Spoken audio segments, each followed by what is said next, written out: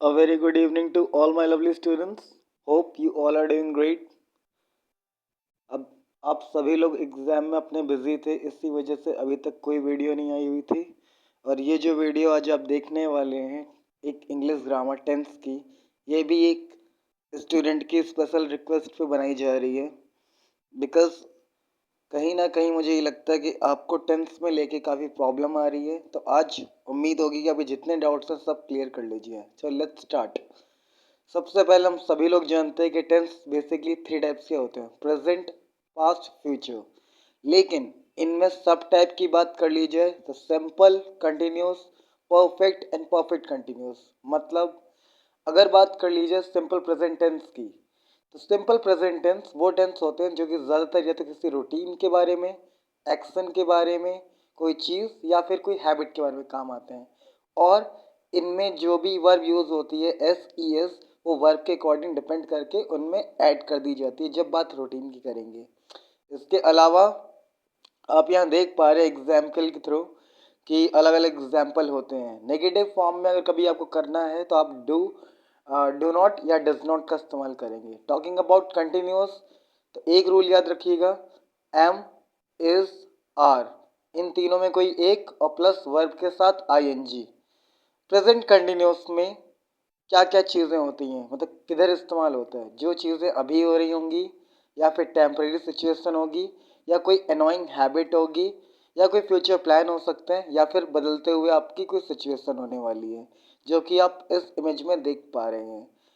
फिर अगर बात कर ली जाए कि प्रेजेंट परफेक्ट सिंपल में क्या होने वाला है, प्रेजेंट परफेक्ट बेसिकली, तो इसमें भी कोई चीज़ जो कंप्लीट हो चुकी है, मतलब वो कितनी देर तक रहने वाली है, या फिर कोई भी चीज़ जो आधी अधूरी है, अभी क्लियर नहीं है, या फिर कोई रिजल्ट आप जो नहीं समझ पा रहे हैं। ओके, अब बात करते हैं प्रेजेंट परफेक्ट कंटिन्यूस की, जिसमें सब्जेक्ट होगा, हैज़ हैव होगा, प्लस बीन लगेगा और वर्ब के साथ आईएनजी लगेगी। वर्ब के साथ आईएनजी सब में लगेगी क्योंकि कंटिन्यूस फॉर्म है। ठीक है, ये याद रखिएगा। तो अगर नेगेटिव बनाना आपको तो नॉट लगा लीजिएगा और इंटेरोगेटिव में हैज़ और हैव को पहले रख लीजिएगा। अब अगर पास्ट की बात कर लें तो सिंपली अफर्मेटिव में क्या होगा, सब्जेक्ट, वर्ब की सेकंड फॉर्म और ऑब्जेक्ट। ये किस लिए इस्तेमाल होता है, बेसिकली कोई भी पास्ट में स्टार्टिंग हुई चीज़ के बारे में। अगर पास्ट कंटिन्यूस का स्ट्रक्चर में बताऊं तो वॉज वर और वर्ब के साथ आईएनजी। नेगेटिव बनाना है तो वॉज वर प्लस नॉट और आईएनजी। और अगर इंटेरोगेटिव में चेंज करना है तो वॉज वर पहले लगा देना और बाद में सेंटेंस। अब अगर परफेक्ट कॉन्टिन्यूस बात करनी है पास्ट में तो हैड नॉट बीन और वर्ब के साथ आईएनजी। ये याद रखिएगा, मतलब कोई भी चीज़ जो पास्ट में स्टार्ट हुई थी, जो उसका इम्पैक्ट है वो अभी तक स्टार्ट है।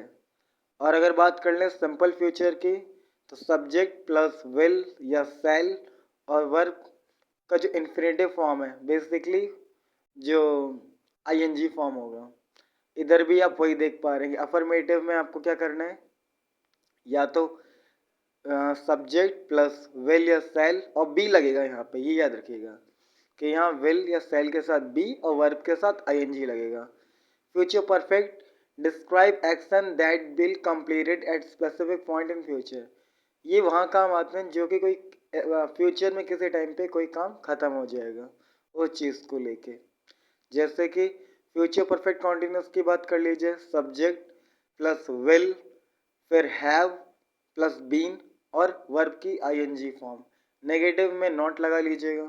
अभी पूरी इकट्ठा एक टेबल देखिए और इस टेबल को रोक के देखिएगा ध्यान से।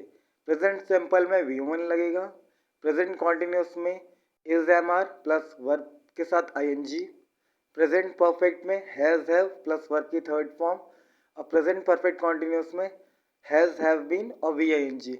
ऐसे ही पूरी टेबल मैंने आपको दे दी गई है। अगर कोई भी चीज़ मिस हो जाती है तो आप दोबारा मुझसे पूछ सकते हैं। जैसे कि फ्यूचर कॉन्टिन्यूस में विल प्लस सैल देख पा रहे हैं वी के साथ एनजी फॉर्मेट में, और ऐसे ही सारे एग्जाम्पल दे रखे हैं। सो आई होप कि लेक्चर आपको समझ में आया होगा। Thanks for watching and have a good day. Thank you.